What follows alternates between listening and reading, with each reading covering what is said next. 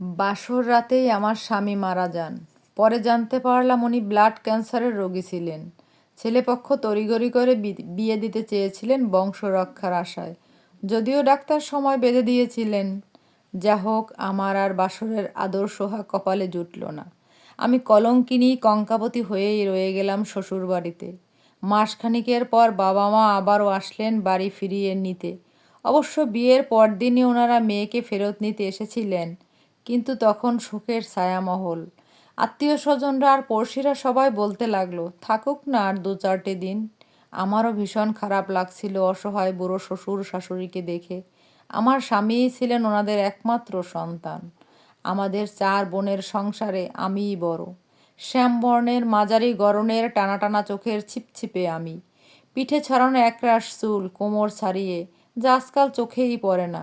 তবু আমার বোনদের ধবধবে ফর্সা মুখশ্রী, তাদের লম্বাটে গড়ন অবিকল আমার মায়ের মতন। আমার চেহারা পাত্রপক্ষের কাছে বরাবরই ছিল ডাউন মার্কেট। ছেলেপক্ষ দেখতে আসলেই আমি রিজেক্ট হয়ে যেতাম। বোনদের জন্য সম্বন্ধ আসতে লাগলো, আর আমার জন্য আটকে যেত। বুঝতাম বিয়ের সুন্দর ধারাবাহিকতার বিশাল ট্রাফিক সিগন্যালে আমি। শুধু বাবা একটু বেশি যেন আমাকে ভালোবাসতেন। বাবার জামা জুতো সব গুছিয়ে রাখতাম আমি। সকালে চা বানানো থেকে রাতের রান্না, ছোট বোনদের কার কি নাস্তা চাই বিকেলে, মায়ের চুলে বিলি কেটে দেওয়া, সবটাতেই আমি। আর একটা জগৎ আছে আমার, ছাদ বাগানের ফুল গাছেরা। মন খারাপ হলেই আমি ছুটে যেতাম আমার হাসনা হেনার কাছে। সব কিছুই বলতাম।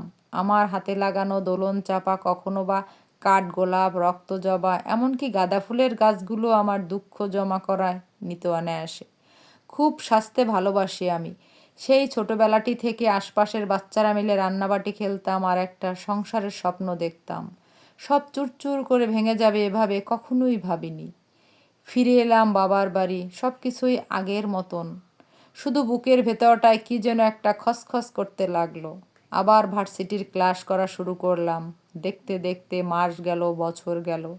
আমার পরের ছোট বোনটার সম্বন্ধ বেশ কয়েকবার ফেরত দেওয়ার পর যখন অনেক বড় ঘর থেকে সম্বন্ধ আসলো, তখন মা মত দিলেন, কিন্তু বাবা তখনও আমতা আমতা করলেন।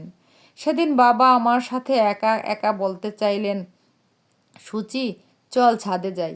বাবাকে পাঠিয়ে 1 কাপ চা বানিয়ে বাবার পাশে নিয়ে বসলাম। অনেকক্ষণ চুপ থাকার পর বাবা বলে উঠলেন, সুমি, মা, তোর একটা প্রস্তাব এসেছে। আমি আকাশ থেকে পড়লাম। বাড়িসুদ্ধ সবাই জানে আমার ছোট বোন সুমাইয়ার জন্য প্রস্তাব এসেছে। বাবার কাছে জানতে পারলাম যে ছেলে সুমাইয়াকে প্রস্তাব দিয়েছে, সেই ছেলেটার সাথেই সুমাইয়ার 2 বছর ধরে সম্পর্ক। ওরা সবটাই জানে। সেই ছেলেরই খালাতো ভাইয়ের পক্ষ থেকে প্রস্তাব এসেছে আমার বিয়ের। ব্যাপারটায় সুমাইয়া আর তার হবু বরের হাত আছে বলেই আমার মনে হলো। কারণ আমার বিয়ে না দিলে আমার ছোট বোনের বিয়ে দিতে বাবা মা কিছুতেই রাজি হচ্ছিলেন না।